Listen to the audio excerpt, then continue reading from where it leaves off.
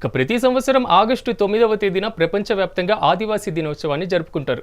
ఐక్యరాజ్యసమితి general assembly 1994లో మొదటిసారిగా అంతర్జాతీయ ఆదివాసీ ప్రజల సంవత్సరంగా ప్రకటించింది.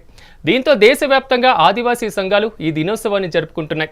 ఉమ్మడి ఆదిలాబాద్ జిల్లా వ్యాప్తంగా గిరిజనులు జరుపుకుంటున్నటువంటి ఆదివాసీ దినోత్సవంపై మరింత సమాచారాన్ని మా ప్రతినిధి శ్రీనివాస్ అందిస్తారు. ప్రపంచ ఆదివాసీ దినోత్సవాన్ని మాత్రం ఉమ్మడి ఆదిలాబాద్ జిల్లా వ్యాప్తంగా ఘనంగా నిర్వహిస్తున్న పరిస్థితి పడుతుంది. ఉదయం నుండే తమ గూడాల్లో జెండా ఆవిష్కరణ చేసి సాంప్రదాయ నృత్యాలు చేసి ఈరోజు జిల్లా కేంద్రాలు చేస్తున్నారు. అటు ఆదిలాబాద్, నిర్మల్, కొమరం భీం జిల్లాతో పాటు మంచిర్యాల జిల్లా కూడా రెడీ చేస్తున్న పరిస్థితి పడుతుంది. మనతో పాటు కొంతమంది ఆదివాసీ నాయకులు. చెప్పండి, ఆదివాసీ దినోత్సవం ఎలా జరుపుకుంటారు, మీ సమస్యలు ఏమున్నాయి? ఈరోజు ప్రపంచ ఆదివాసీ దినోత్సవము ఐక్యరాజ్య సమితి 9 తెగలను గుర్తించి ఈరోజు మాకు పండుగ జరిపించుకోవాలని గవర్నమెంట్ 9 కుల సంఘాలకు పండుగ ఇచ్చింది. ఆ పండుగను జరుపుకోవడానికి కొరకు ఈరోజు మేము అందరం కుల సంఘాల నుంచి, కుల సంఘాల పెద్దలు, కుల సంఘాల నాయకులు, గ్రామస్తులు, ఆ గుడాలున్న నాయకులు అందరూ కలిసి ఈ సమావేశం జరపడానికి కొరకు వచ్చిండ్రు. అట్లాగే మా హక్కులు ఏమున్నాయో మా చట్టాలు ఏమున్నాయో ఆ చట్టాల ప్రకారంగా మాకు ఇవ్వాలని గవర్నమెంట్ను మేము కోరుతున్నాము. కాబట్టి మా హక్కులను మాకు ఇచ్చి, మా అడవులను మాకు ఇచ్చి ఆ 49వ జీవోని తీసిండ్రు, అది రద్దు చేయాలని మేము కోరుతున్నాము. అడవుల నుంచి మమ్మల్ని ఎల్లగొట్టడానికి ప్రయత్నాలు చేస్తున్నాయి గవర్నమెంట్లు. అలాంటిది జరగకుండా చేయాలని మేము కోరుతున్నాము. నాకు అవకాశం ఇచ్చినందుకు ధన్యవాదాలు. మనతో పాటు మరో ఆదివాసీ నాయకులు. చెప్పండి, మీరు ఆదివాసీ సందర్భంగా మీరు ప్రభుత్వాన్ని ఏం డిమాండ్ చేస్తున్నారు? ఈరోజు ప్రభుత్వాన్ని, కేంద్ర ప్రభుత్వం కావచ్చు, రాష్ట్ర ప్రభుత్వం కావచ్చు, మేము ఒకటే డిమాండ్ చేస్తున్నాం. అయ్యా, ఈరోజు మా ఆదివాసులు అడవులలో నివసిస్తున్నారు. అడవులలో కల్పేతర అటవీ ఫలసాయాలపై ఆధారపడి బతుకుతున్నాం. నేటికి ఇన్ని చట్టాలున్నా ఏమున్నా కేంద్ర రాష్ట్ర ప్రభుత్వాలు మా ఆదివాసులకు అన్యాయమే చేస్తుంది. ఈరోజు పోడు వ్యవసాయం కావచ్చు, పట్టు పురుగుల రైతులు కావచ్చు, బంక ఏరుకునే వాళ్ళు కావచ్చు, మొర్రి పనులు, పాల పనులు, ఇప్ప పనులు ఏరుకునే వాళ్ళు కావచ్చు, ఆ రైతుల మీద ఫారెస్ట్ అధికారులు తీవ్రమైన దాడి చేస్తున్నారు. ప్రపంచంలో ఈరోజు యూపీ, ఉత్తరప్రదేశ్ లాంటి పెద్ద 700 పులులున్న టైగర్ రిజర్వ్ ఫారెస్ట్లో కూడా అడవులలో ఆదివాసులు పంక సేకరించుకొని, పట్టుపురుగులు పెంచుకొని, పొడి వ్యవసాయం చేసుకొని బతుకుతున్న కాడ కూడా ఇంత అన్యాయం లేదు. ఇదే తెలంగాణ ప్రభుత్వంలో గతంలో ఉన్న ప్రభుత్వాలు కావచ్చు, ఇప్పుడున్న ప్రభుత్వాలు కావచ్చు, ఆదివాసులపై కక్షపూరితంగా వ్యవహరిస్తున్న అధికారులు ఏంది అనంటే ప్రభుత్వం మీద నింద దొబ్బి వాళ్ళ ఇష్టానుసారం ఇప్పుడున్న ఇదే శాంతరావు మన చీఫ్ కన్సర్వేటర్ గారు ఎలాంటి చట్టాలు ఉన్నాయి మీ దగ్గర? కేంద్రం ఇచ్చింది ఏమున్నాయి, రాష్ట్రం ఇచ్చింది ఏమన్నా మీ దగ్గర గెజిట్ ఉందా? చూపెట్టరు అయ్యా. చెప్పండి, 49 జీవోలు ఎలా చూస్తారు? ఆదివాసుల పైన పోలీసులు దాడి చేసిన పరిస్థితి ఉన్నది, దాన్ని ఎలా చూస్తారు?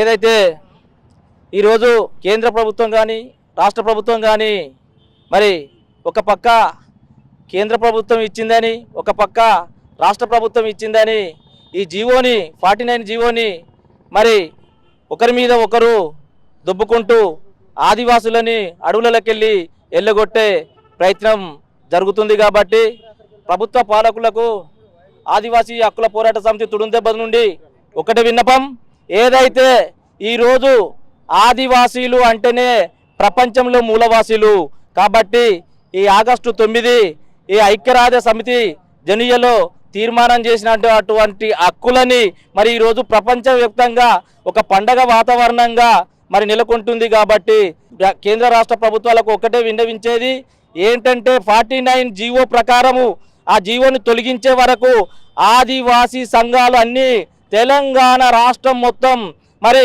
దేనికైనా ధర్నా చేయడానికైనా ఇందిరా పార్కు దగ్గరలో కానివ్వండి మరి ధర్నా చేయడానికి కూడా సిద్ధంగా ఉన్నది. మరి త్వరలోనే మరి ఏదైతే 49 జీవోను చేయబట్టి ఆదివాసులకు 339 గ్రామాలని ఖాళీ చేయడం కరెక్ట్ కాదని అనిపించేది. అందులో ఒక ఆదివాసీలే కాదు, ఎస్సీ, బీసీ, మైనార్టీలు అందరూ కూడా ఉన్నారు. కాబట్టి అన్ని ప్రజాస్వామిక సంఘాలన్నీ కలిసి మరి ఈరోజు మాకు ఆదివాసీ సంఘాలకు మద్దతు తెలపడం జరుగుతుంది. కావున మరి ఏదైతే ఉన్న అటువంటి జీవోని 49 జీవోని రద్దు చేసేంత వరకు ఆదివాసులు ఊరుకోరు. అదే మైదాన ప్రాంతంగా ఉన్నటువంటి మంచిర్యాల జిల్లాలో మరి ఇటు కోటపల్లి వేమన్పల్లి నీల్వై కానివ్వండి, ఇటు తాండూరు కానివ్వండి, ఇటు భీముని కానివ్వండి, ఫారెస్ట్ అడవులలో ఉన్నటువంటి ఆదివాసులను మరి పట్టు పురుగులు ఏరుకుంటున్నటువంటి మరి పెంచుతున్నటువంటి వారిని మరి పోడు భూముల పేరుతోని ఫారెస్ట్ అధికారులు మరి దౌర్జన్యం చేయడం సరైన విధానం కాదు. కాబట్టి ఖచ్చితంగా ప్రభుత్వానికి ఒక్కటే విన్నవిస్తున్నాం, ఈ ఇంకా ఆదివాసుల జోలికి రావడం కరెక్ట్ కాదు.